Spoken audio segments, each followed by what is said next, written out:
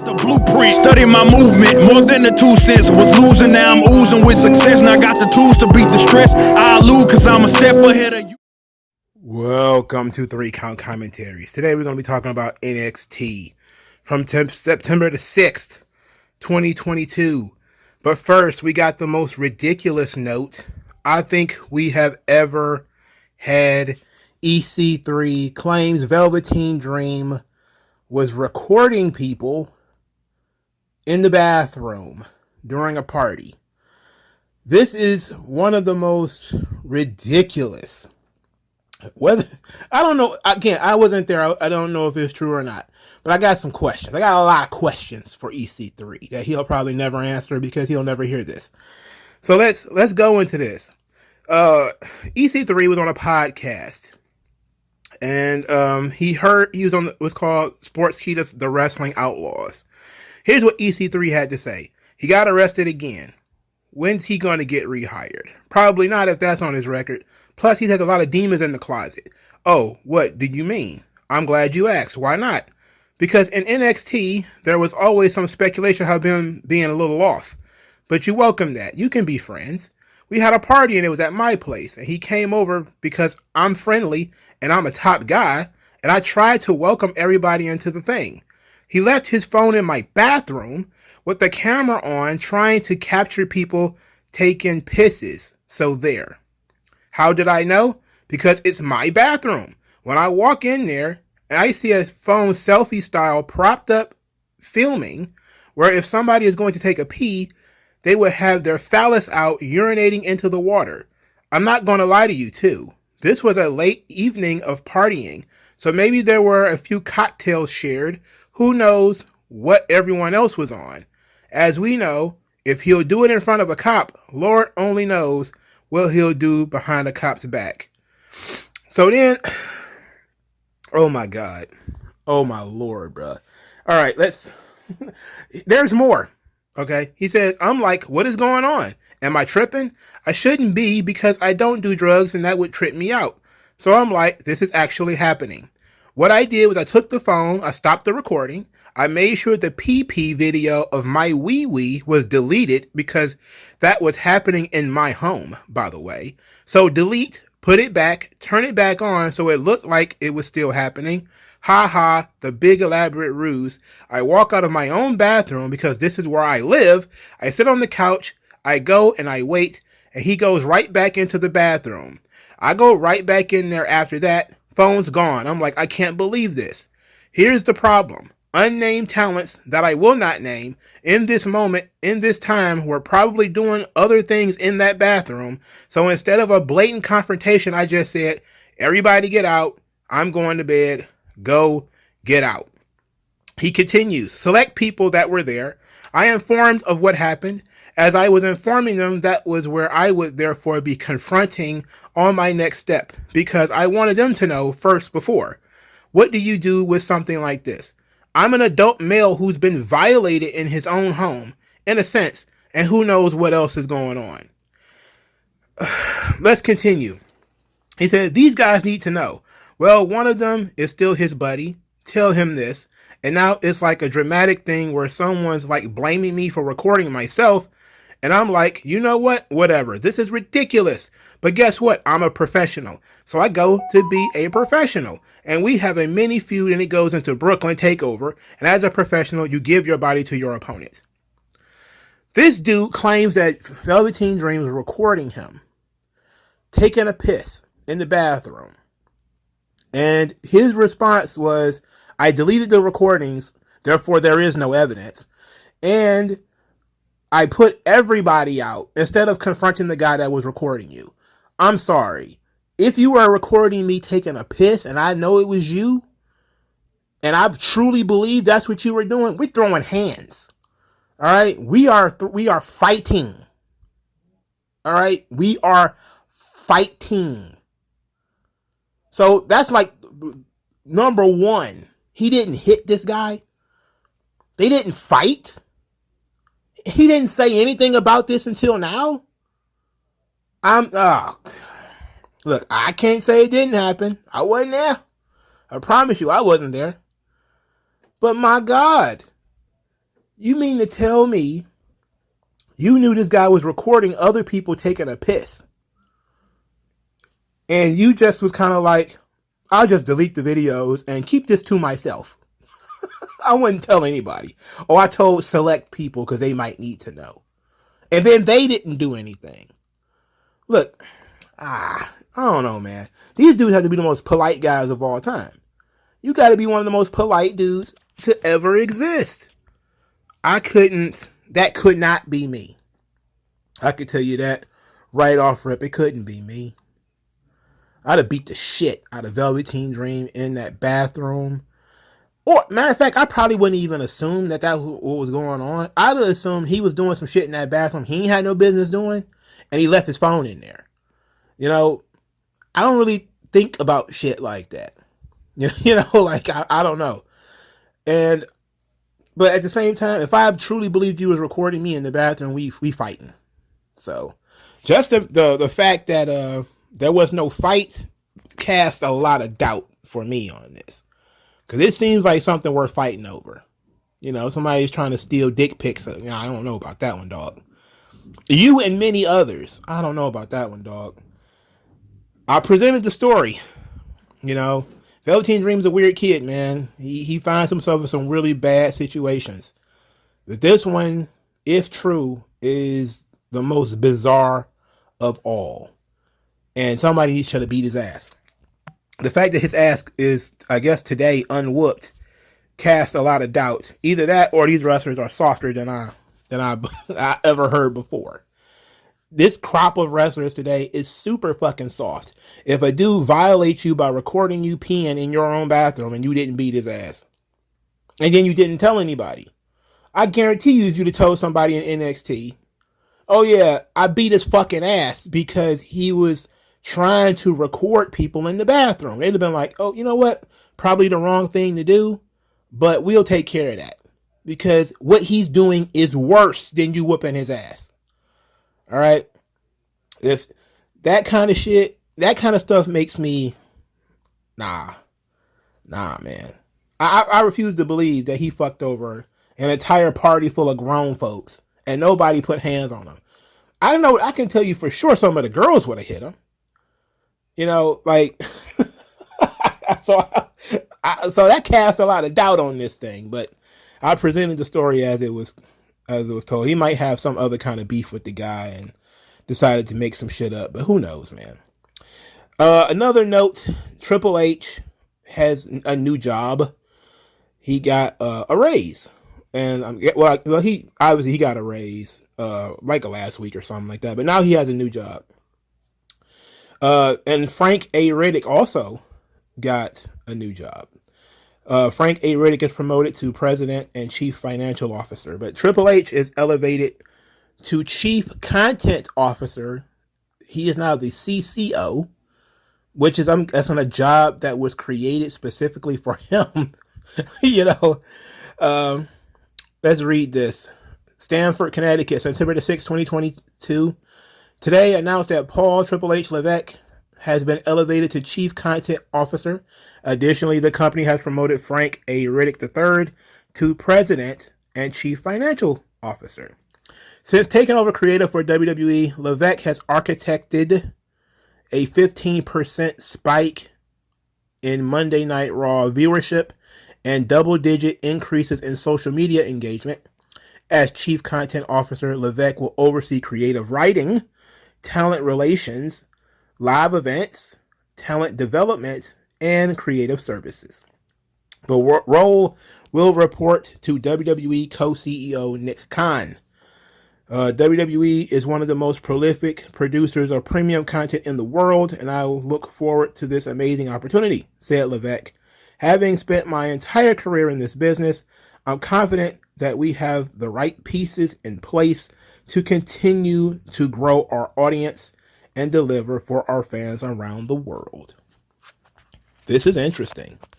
I find it weird that he got a promotion just for increasing Raw's ratings. Like, he didn't increase SmackDown ratings by 15%. I don't think NXT's ratings went up by 15%. So he was like, by God, this son of a bitch saved Raw. So that's enough. Give him all the jobs. Give him every job. He saved Raw. Oh shit. Now let's look at these subgroupings. And I'm gonna try to figure out if I know any of these people who work in these divisions. Creative writing. I think that is where Michael Hayes is one of the chiefs there. Talent relations, we know that was his job previously, the hiring and firing of talent. Live events, that's what Jeff Jarrett was doing before they got rid of him. Talent development, I think that's just basically NXT and all that stuff. And creative services. So creative services is where they come up with character names and character looks and stuff like that. So he basically just controls everything from recruitment to character presentation on television. So that means everything from who is getting hired into WWE, their training, who their coaches are, who the writers are, I don't see production here, so I'm guessing production isn't one of those things. But who wins or loses on the house shows and all that kind of stuff, he's just in control of everything. You know what? It's not a bad job if you can get it. I heard he makes a healthy living, you know. So it's okay. But it would be nice if he could do something with SmackDown currently, you know. It's kind of soft, you know, kind of soft, bruh. Certain parts of NXT kind of soft, you know, but he did do a miracle when it comes to Raw. But Raw also has had a lot of attention, so much as since Cody was brought back, and I don't want to give him too much credit because a lot of the boost of Raw's ratings did begin with Cody. This was after WrestleMania, but they just started bringing in people on Raw. Like they don't really debut people on SmackDown anymore. Usually they Braun Strowman, they brought him in on Raw, and then it said, "I'll see you on SmackDown." Well, okay, why didn't you just show up on SmackDown, bro? But they're not doing that. You know, they're bringing in Bayley's group. They're on Raw. You know, Johnny Gargano, they brought him up on Raw. And so I guess they really put a focus on that because NBC and USA are their oldest partners. So this is very nice. I can't think of anything else. So I guess we'll go into NXT. All right, let's talk about NXT. Solid show. Not one of my favorite episodes, but it has some good elements in it. For instance, element one that I actually liked, Tyler Bate. He comes out, gives respects to Braun Breaker, said he hopes that he represented NXT UK because he did so to the best of his ability. He got confronted by Gallus, Mark and Joe Coffey, as well as Wolfgang, who said that not only did he let down the entire NXT locker room, he let down all of Europe. Tyler Bate then said that Gallus also lost. The crowd is also chanting, "You lost too, you lost too." They get in the ring, they get in his face, they have some more words, and then Gallus jumps and beat up Tyler Bate. All right, fair enough. You know, this is cool. This is fine. There's a better way to do it, but this is fine. Braun Breaker comes down to the ring, saves Tyler Bate, who was being very respectful to him earlier. They agree to have the tag team match in the main event. So the main event is Gallus, Joe and Mark Coffey versus Braun Breaker and Tyler Bate. So earlier in the night, we get a little something from Braun and Tyler as Braun Breaker says that Tyler Bate is NXT through and through. And Tyler Bate thanked him for coming out there, helping him earlier. And they did basically two good guys versus two bad boys in Gallus. The problem is Gallus is not established on NXT TV as bad boys, as top guys, as bruisers. And this is all that they are. You know, they're big bruising guys. For them to have lost essentially every match I've seen them in on NXT 2.0 doesn't bode well for them. They lost this match too. Tyler Driver 97 on Mark Coffey. I was like, oh boy. I was hoping that Gallus would get some heat by winning this match, but apparently nope. This NXT UK to NXT transfer is really just gutting some people. You know, it's really like Gallus wasn't winning a lot on NXT UK, but at least they were established. Here, they're not even established. They're just coming out there talking tough and getting beat up. Anyway, after the match, JD McDonough, he attacked both Braun and Tyler Bate. He then ended up doing his Devil Inside suplex on Tyler Bate. So it seems like the NXT UK roster is furious with Tyler Bate for losing and coughing up the NXT UK championship. Of course, that begs the question, why doesn't that count for Meiko Satomura as well? She also represented NXT UK and she lost, but I guess she's not European, she's Japanese. So I guess, she's not fighting for the honor of European wrestling or anything like that. She was just a champion of European wrestling.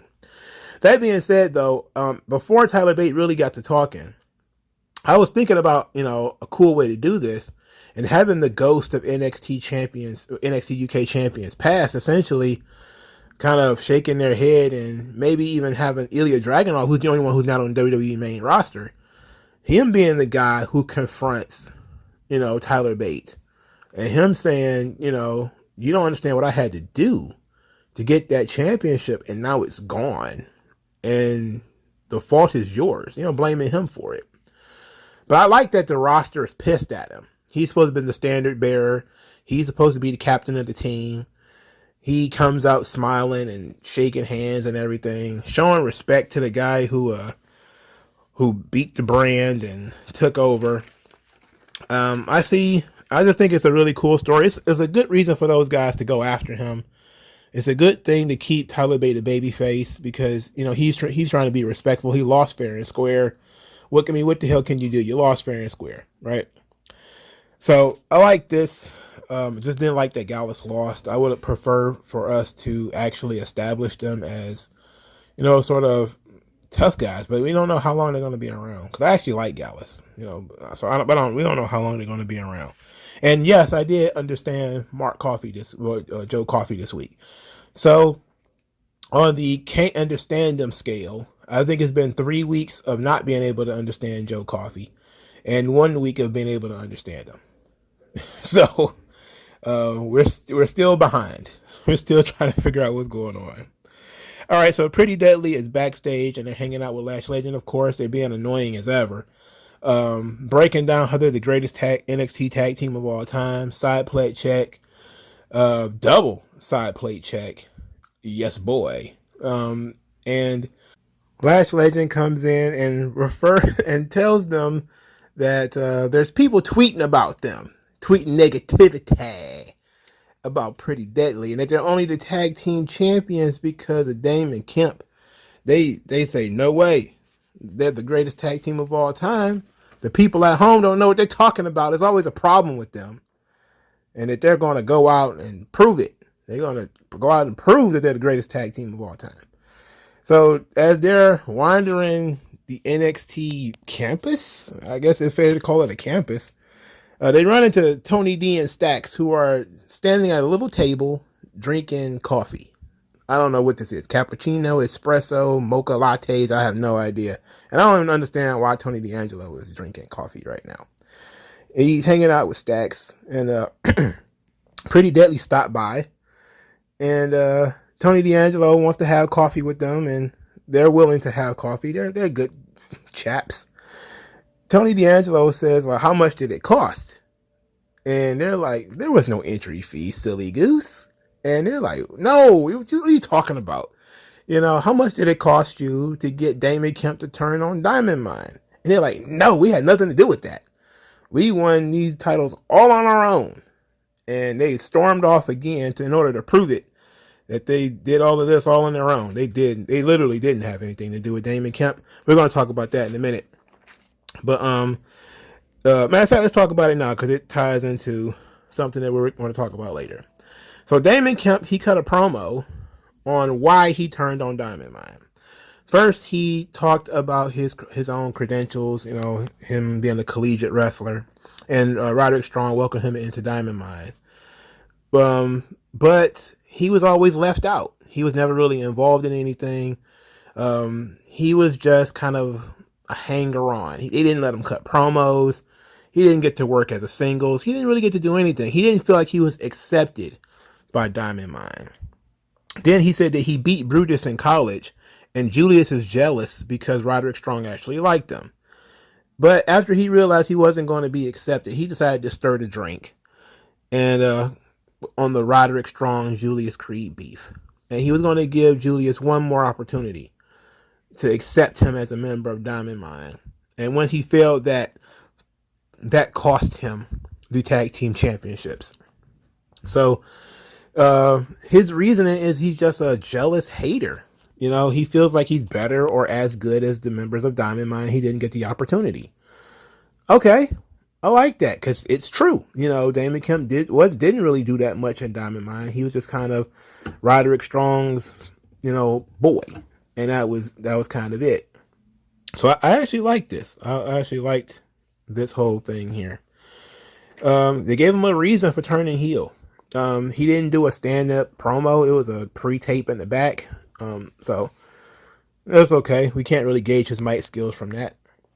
So we talk about Diamond Mine later, where Brutus just wants to beat up Damon Kemp for all the stuff that he said. And said that he won a wrestling match against him 8 years ago or something like that. It has nothing to do with right now.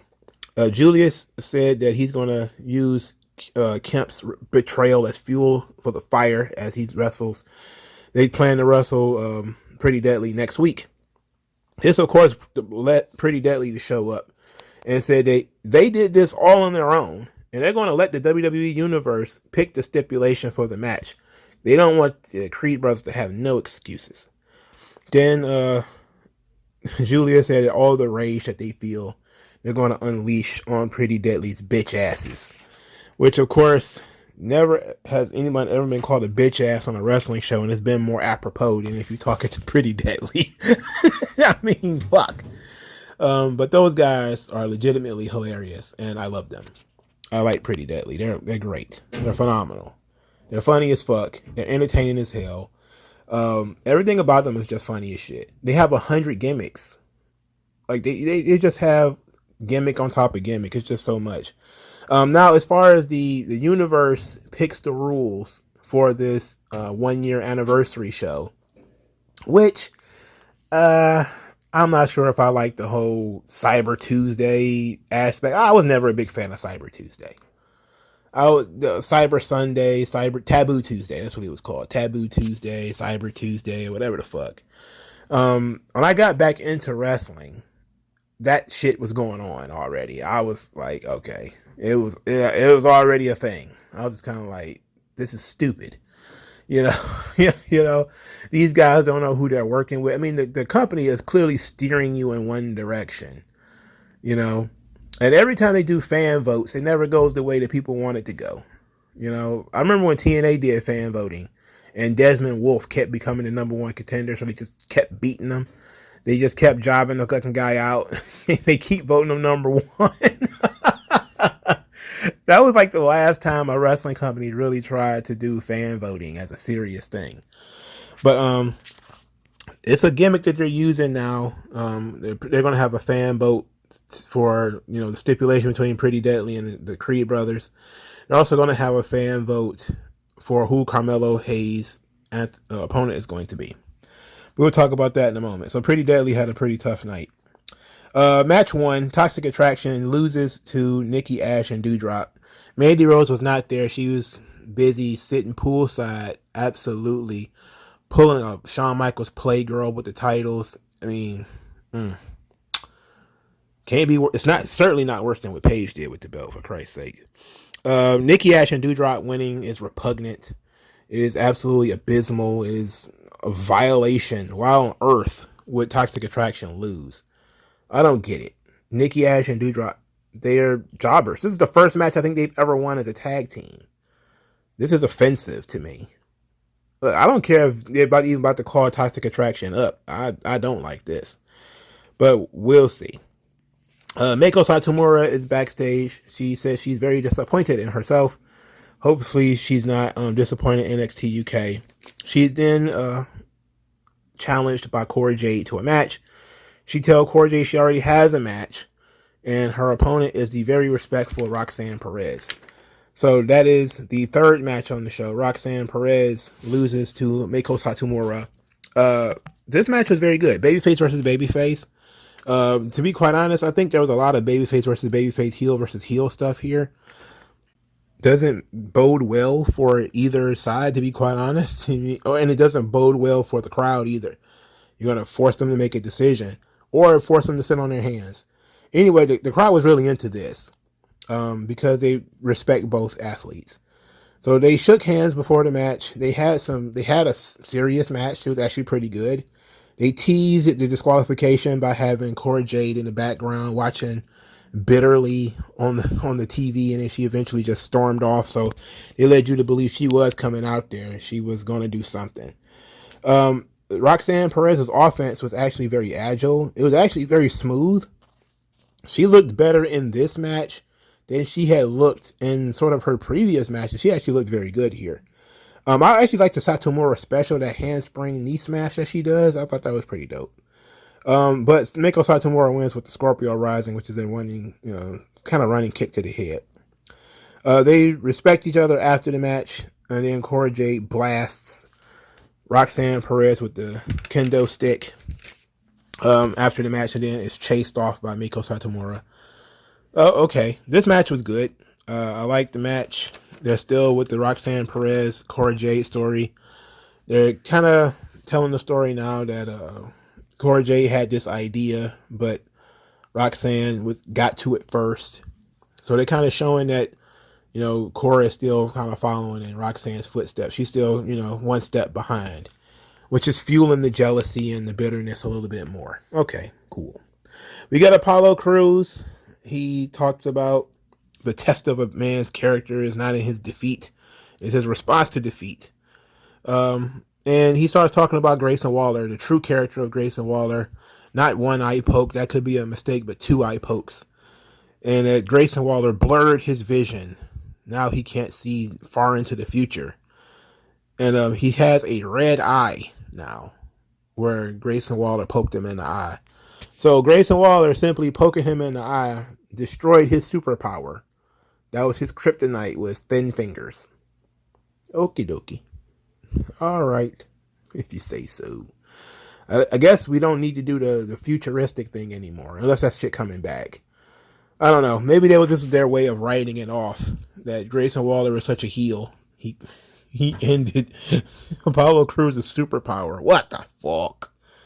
Show him that steel. Anyway, second match, JD McDonough defeated Wesley. Another match that was actually pretty good. I enjoyed the physicality of the two. They were kind of laying their shit in. Wesley is a generic as hell guy.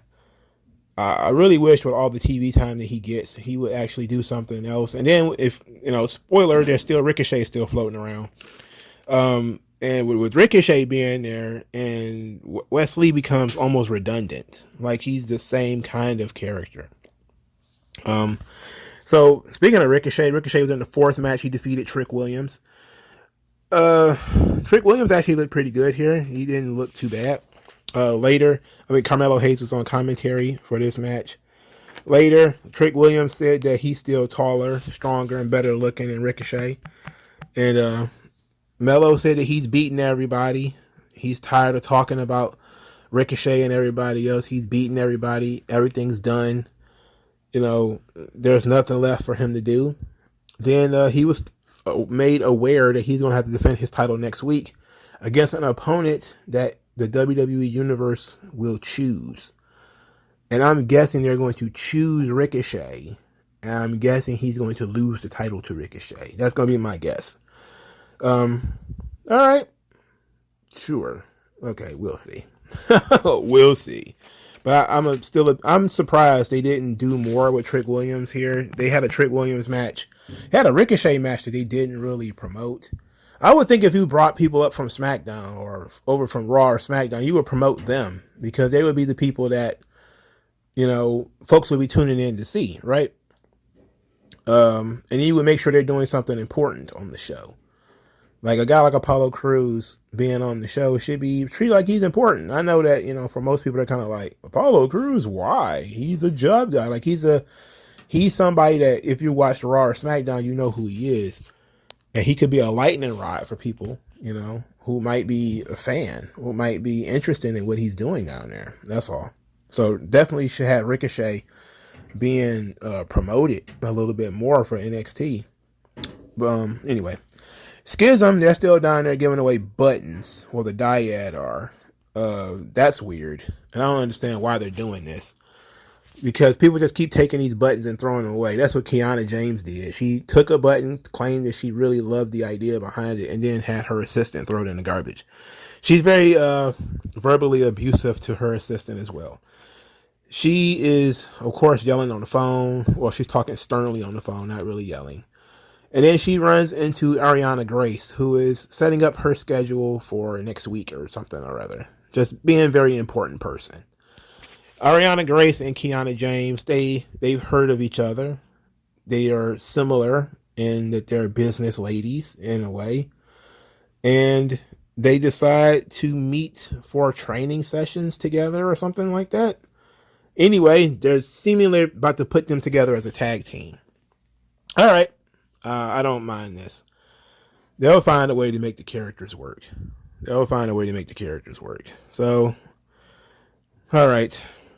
Tony D'Angelo is also, he's still backstage drinking, this time espresso, cafe latte, pumpkin spice, mojitos or whatever the fuck. He's back there with Stacks. He still swears up and down that the Creed brothers were set up, that it was a hit, and he's very excited about this.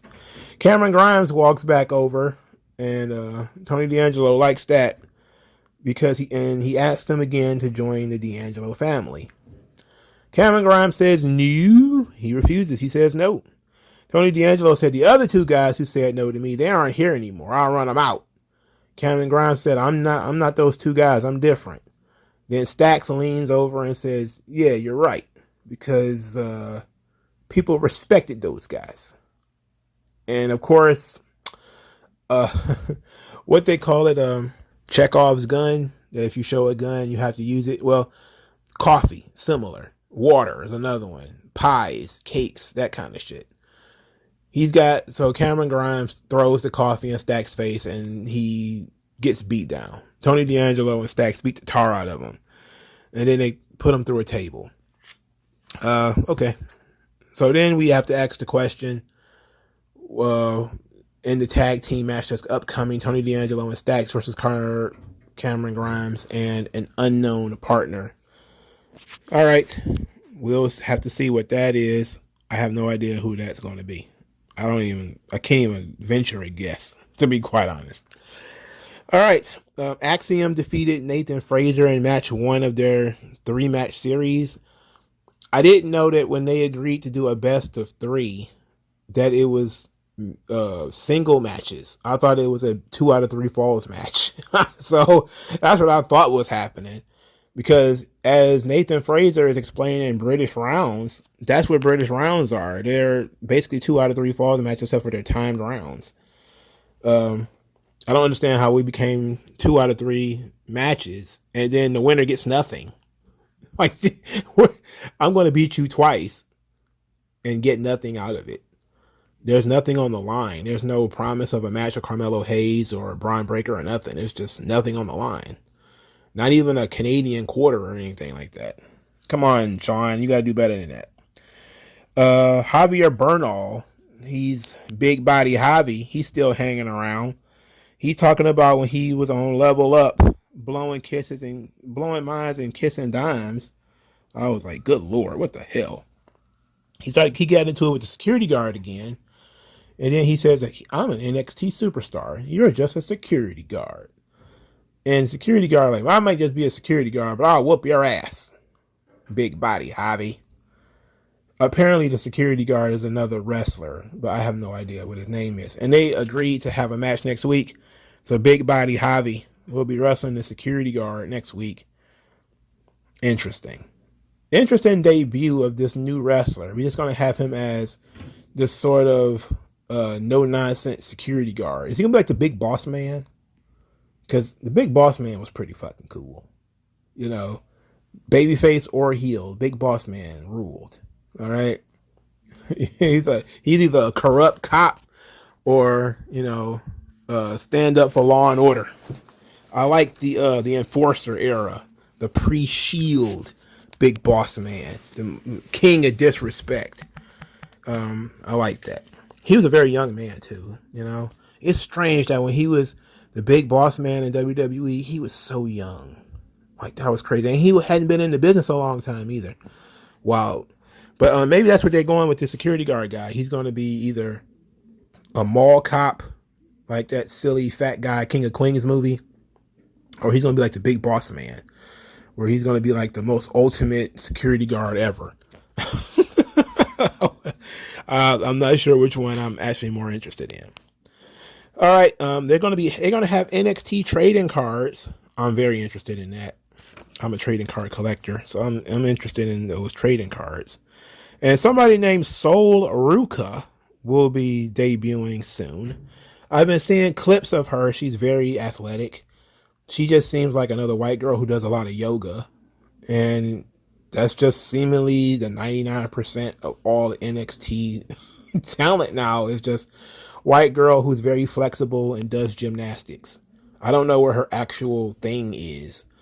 I've seen clips of her from Level Up when she was wrestling Elektra Lopez, and she didn't seem to have much in the way of offense. They just kind of showed how she was using escapes and how she's very limber and very flexible and stuff like that. I didn't get to see a chance to see her actually do anything. But I'm guessing she's probably going to wrestle Lucha Libre, because if you're a gymnast, that seems to be the best sort of style that would fit you, you know. But I'm far more interested in character and motivations and promo skill and stuff like that. And the vignette that introduced her featured her surfing. So, yay, surfing. Surf. That's fine, I guess. So that's NXT. Not a lot of meat on the bone this week, but solid enough show, you know, if you like in-ring product.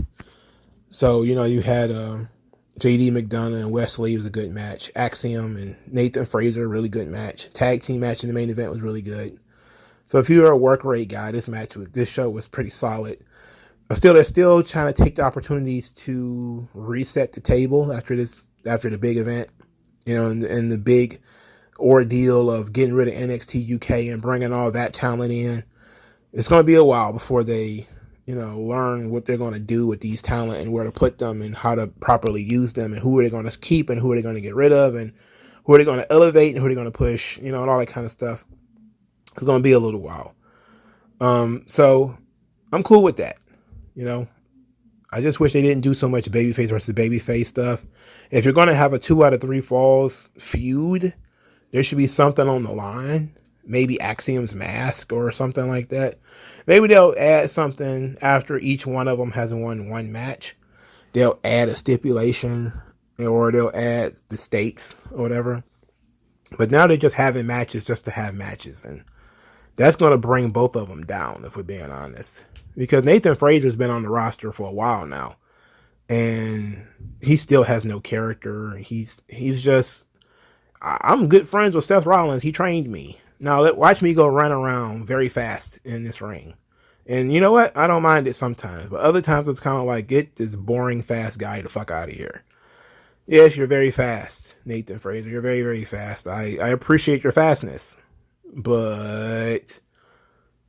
you can't cut a promo, and you don't have a particularly interesting look or, you know, approach to this thing outside of I'm very fast. So it's like, all right, get this kid quick shit out of here. You know, you're not the Flash, even though I do appreciate how quickly you move. Axiom also moves very fast. He looks like a goof in that mask. I'm actually in the position of saying maybe we need to bring A-Kid back, you know. I know that somebody made the decision to make him a superhero, but can we quietly unmake that decision? Because there was nothing wrong with A-Kid except for he's very short, you know, and he didn't have a discernible character, but he was very good at NXT UK as well. So I don't know, but babyface versus babyface doesn't really work for me. Toxic Attraction getting pinned by Doudrop and Nikki, that don't work for me. That don't work for me at all. That sucks.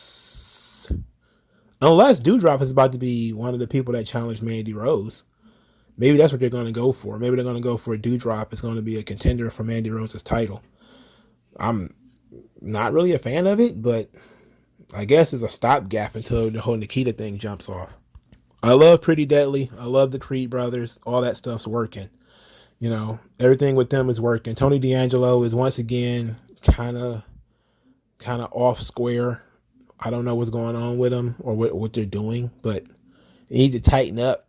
You know, he needs a more central based character. I'm guessing they're going to put him in the tag team spot with him and Stacks. I like that, you know, but maybe they're going to wait till they put the belts on the Creed brothers first, which should be fine. And I definitely expect the Creed brothers to win the titles back.